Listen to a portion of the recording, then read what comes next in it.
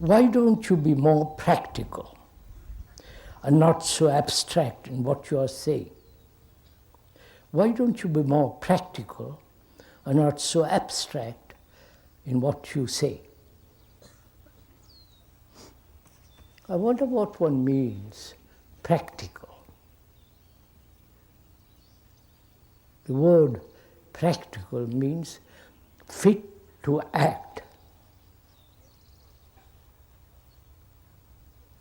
And also it has other meaning, action repeated, habitual action. And more complex explanations of that word. Are we practical?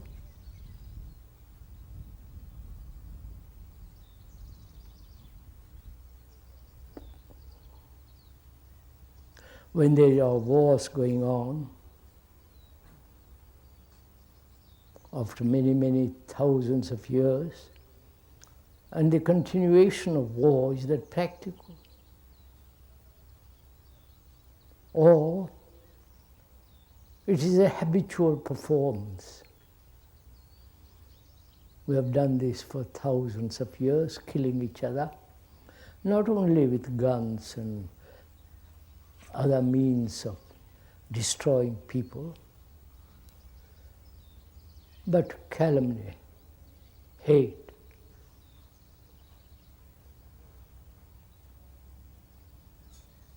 all the violent things that are going on in the world, is all that practical?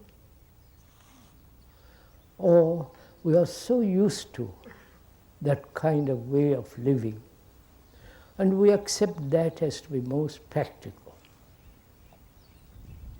And the questioner says, why don't you be more practical and not so beastly abstract? The word abstraction means to divide, to separate, to draw away from the fact, to draw away from what one actually is. Make an abstraction, to separate from that which we feel, which we realize to be so, and make an abstraction of it. Separate from what we feel to what we should be. That's an abstraction. So, the questioner asks, why don't you be more practical and not so abstract in what you're talking about? So are we practical at all? Except perhaps earning a livelihood, having a skill, being a good carpenter, a good chemist, a good writer, or an excellent thinker.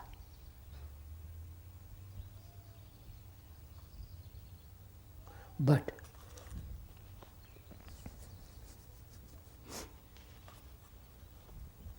to be practical, that is to live a life, if one may point out, we are not advising, only fools advise. We're just pointing out, because we are both of us thinking together what it means to be practical. We have defined the meaning of the word according to various good English dictionaries. And dictionaries are the common usage of words and the meaning of those words. Practical means doing, acting repeatedly.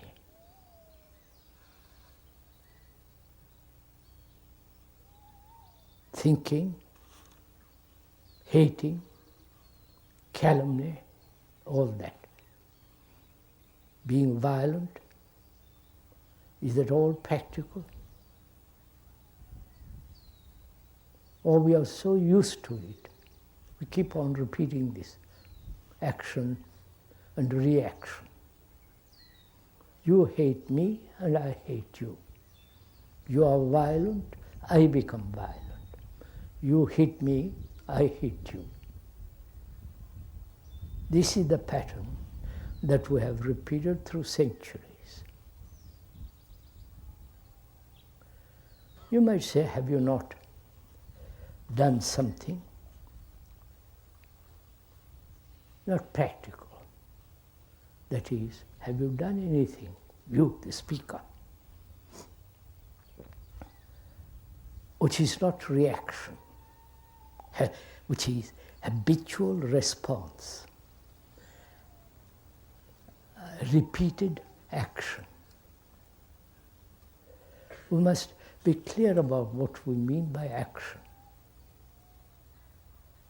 Either one has a moral action, action based on some kind of moral values, moral, aesthetic perception, and if one does something, if another does something which is not correct, which is not immoral, which is not moral, then you have a certain relationship to act, certain responsibility to act. That may not be habitual, repeated action. And the question also wants to know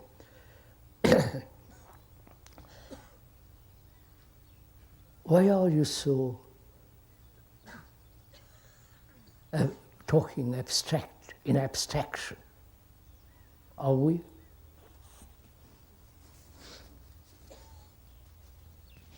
Is the speaker talking in abstraction? Or is pointing out what we are all doing, each one of us?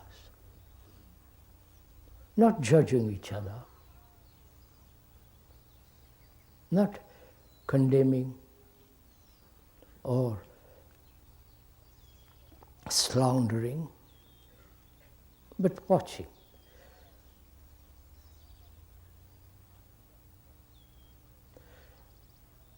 In that watching oneself and others, if there is not that quality of silence, then that watching, from that watching, you can make an abstraction from the what actually is, separate it into an idea. The original meaning of the word idea and ideals, the Greek meaning and so on, to observe. Idea means to observe. Not make an abstraction of what you observe. I observe the tree, a thing called tree, and I make an abstraction of it, separate it from my perception from that, make an idea of it. And so the actuality of the tree and the idea of a tree are two different things. Suppose I am afraid. That is an actuality. Fear is an actuality. But the abstraction of that, which is to separate from the fact into I should not be afraid, is an abstraction. Or I must cultivate courage. That's an abstraction of the fact that I am afraid. So the idea which we now accept is something separate from the fact. Right? So when we are talking about abstraction, we mean by bringing about a division between the actual and make an idea of it and pursue the idea, not the fact. That's what we are doing all the time.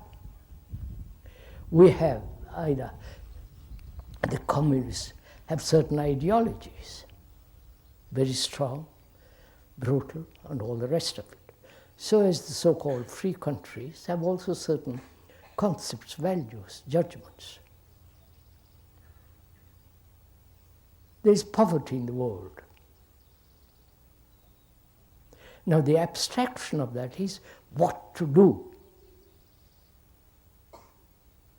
And each one of us, or each group, or each political party says this should be done, that should be done. So they're involved in ideas, not with the fact. You can't quarrel about a fact. Right? The sun is hot today. That's a fact. So to solve a question like poverty, it's no good making an ideology about it, make an abstraction about it, but face the fact whether it's possible to solve poverty in the world, not through ideas, through concepts. And that's only possible when there is a global relationship, not political relationship. That when there are, that global relationship can only exist when there are no nationalities, right? Obviously. And as poverty is increasing in the world, that poverty can only be solved not by political parties or socialist parties or various type of parties, but the realization that, which is a fact, not an abstraction, fact that as long as there are these divisions, which are abstractions from the fact, this problem of poverty cannot possibly be solved. Right? Then one says, what am I to do? As a person living in a country full of nationalistic and patriotic spirit, what am I to do? Obviously, very simple. Don't be a nationalist. Don't belong to any group, any association, all the rest of it. As long as there is a separative action with regard to a problem, that problem will never be solved. Or rather, that problem, in the resolution of that problem, there will be 1,000 other problems. I hope this is clear. So what we are saying seems to be fairly practical. Practical in the sense, something that can be done. Not the habitual, repeated action, but something that is practical, obvious, sane, rational. Right? Is the question answered? Or shall we go on to the next one?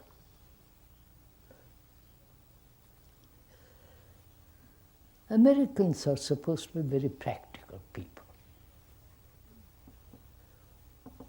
And that's why they pollute all the rivers.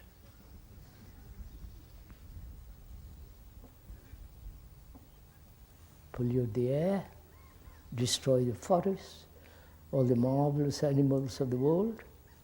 That's all very practical people.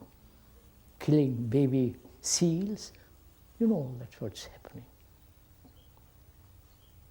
And we never question why human beings kill.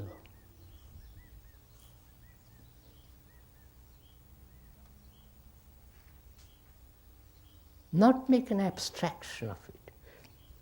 Why do we kill? Either with words, with a gesture, with some kind of tricks and so on, or actually kill each other and nature and the animals of this world. Why has killing become a pattern of our life? You might say that we have done this for the last 1,000,000 years. That's the habitual, repeated action. And so that we call very practical. We never question these so-called practical, habitual, repeated actions. Going to the church every Sunday, if you do at all, or obeying some clique or leader, a small group enclosing by itself and resisting everything else. Why do we do all this? Is it that we want security? And is there security in separation? In division?